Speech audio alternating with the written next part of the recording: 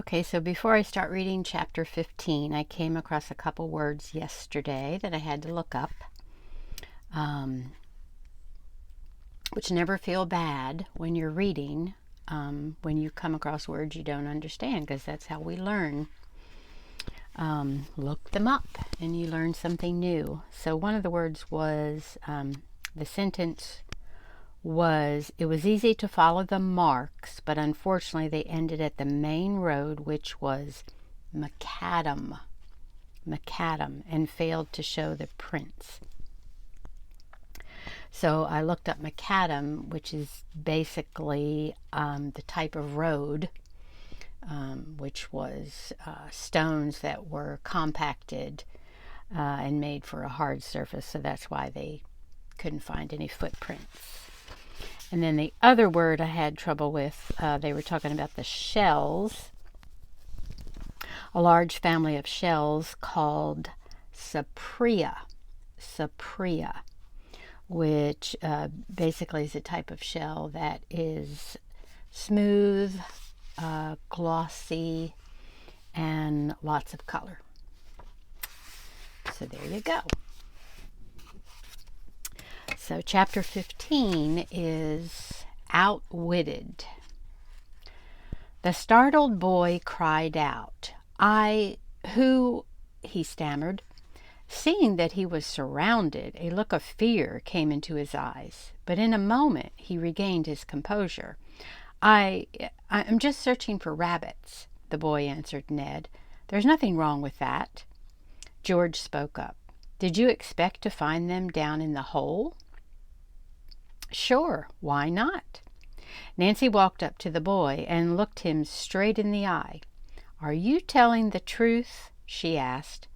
I have an idea you're looking for something else. Suppose I am, he asked. Nancy decided to take the plunge. By any chance, are you searching for a shell? She asked. The boy jumped in astonishment. His bravado vanished. He said in a trembling voice, How did you know? I found it myself, she said. Who owns the shell? I don't know, the boy said. And that's the truth. My name's Steve Rover, and I live in Middleburg. A tall, thin guy came up to me and asked if I would like to earn a little money. When Steve paused, Nancy prompted him. He offered to pay you to find the shell? The boy nodded. The man didn't tell me who he was, just said he'd fallen into the hole and hurt his ankle. He couldn't walk far. That's why I came. How did you get out here? Nancy queried. Steve said the man had driven him to the edge of the woods and had hiked in from there. He's waiting for me. I don't know what he'll say when I don't bring the shell. Ned spoke up. We'll go with you, but stay out of sight. If this fellow is the man we think he is, it would be best if you appear to be alone. But after that, don't have anything to do with him. Ned, Bert, and Dave would precede the others and hide, ready to pounce on the man as soon as Steve reached the car. The three girls, for reasons of safety, were to bring up the rear. Also, Nancy thought, if we're all watching him, Steve won't have any chance to double-cross us by running away. Ned and his companions halted at the edge of the highway, but kept themselves well screened by the trees. A car stood there, but no one was in it. Their eyes roamed the woods on both sides of the road, but they saw no one. I wonder where the man is, Ned asked himself. In a few minutes, Steve came sauntering along. Ned surmised that the boy was frightened, but he kept going. Steve walked out to the car, opened the front door, and climbed in. He had barely closed the door and sat down when he moved over into the driver's seat. That's funny, Nancy whispered as she came up to where Ned was hiding. Maybe it's some kind of a trick, Ned said. The next moment, Steve started the motor. At once, he shifted into gear and started down the road. Oh, no, cried Bess as she and George joined the group. He put it over on us. At that very second, the watchers saw a figure rise up from the floor of the rear seat. The man was tall, slender, and had bushy hair. "Prizer!" Bert shouted in disgust. "He sure outwitted us."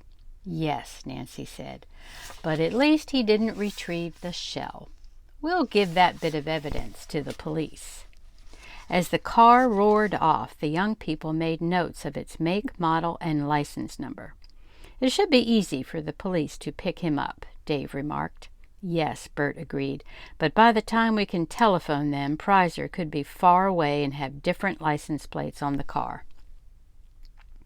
"What will we do?" George asked. Nancy suggested that they hike down the road. "At the first house we come to, we'll ask to use the phone." The 6 young people strode along at a fast pace, but continued to talk about the clever way Prizer had eluded them. "When Steve got in the car," said Nancy, "I suppose Prizer ordered him to drive away.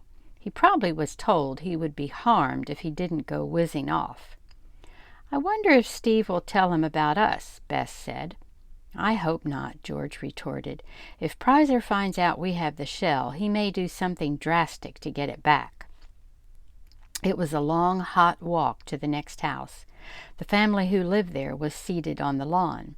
They greeted the group affably and said their name was Sutton. "You look hot," Mrs. Sutton spoke up. "Would you like some cool drinks?"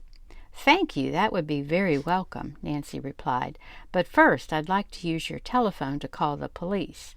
We saw a rather peculiar incident on the road about a mile from here, and we'd like to report it." Mrs. Sutton led Nancy into the house and showed Nancy where the telephone was. In the meantime, the woman went to the kitchen and poured 6 tall glasses of fruit juice and filled a plate with homemade cookies. When she and Nancy returned to the lawn, the young people sat down on the grass and began to sip the cool drink. Nancy asked the family if they knew Steve Rover in Middleburg. One of the daughters answered, "I know Steve. He was in high school with me, but he dropped out. He's okay, but he hates school." Mr. Sutton spoke up. "Yes, Barbie, and he hates work, evidently, from what I hear in town." "We have our fingers crossed that he isn't in any trouble," Nancy went on. Briefly, she told about Steve and the man in the car. Barbie's eyes widened. "You mean that man might harm Steve?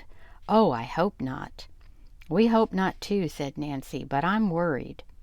The refreshments and few minutes of relaxation restored the hikers' vigor. Ned asked if by any chance there might be a shortcut back to the Red Barn guest house. "You're from that place?" Mrs. Sutton asked. "I hear that ghost horse has started appearing again, and nobody will stay there anymore." "Unfortunately, that's true," Nancy told her. She smiled. "We hope to solve the mystery because we don't think it's really a phantom horse and rider. Probably someone is trying to frighten Mrs. Hodge." "But why?" "That's what we're trying to find out," said Nancy. The young sleuth did not feel that she should say anything about her suspicions that Prizer was trying to get the property at a low price.